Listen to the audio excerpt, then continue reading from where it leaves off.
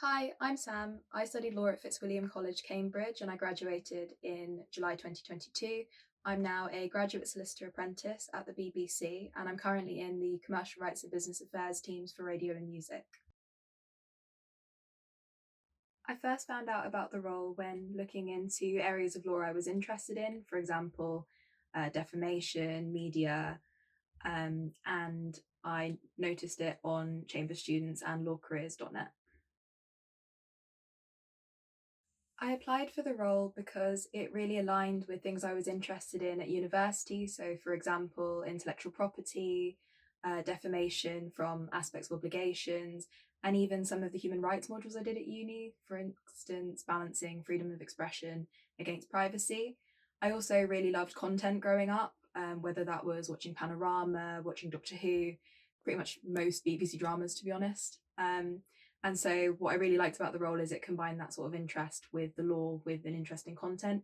And so far, that has manifested in the sort of work I've been doing. So, for example, in my first seat, which was in litigation, I might review clips from programs to see what legal issues cropped up. So, on a typical day, I would check my emails, sort of sort out my inbox, and then go to a team meeting if there's one that day. And then I'll sort of crack on with whatever work I've got. So in radio and music, that might be drafting contracts for commissions, so different programs going out, different podcasts. It might be emailing people both at the BBC and also suppliers about those contracts. But there's also a little bit of detective work sometimes, which can be quite interesting. So, for example, if we need to clear the rights in a particular repeat program, then I might have to hunt down the writer who sort of originally created that or the content was based on.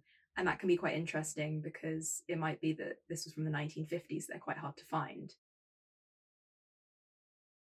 So, one thing that can be quite challenging is that it's such a large organization that there's a bit of an element of having to find the right person to ask a question or to get some information.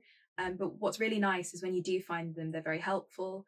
And also, people are really willing to help you find people in the first place. And so, it's a very supportive environment.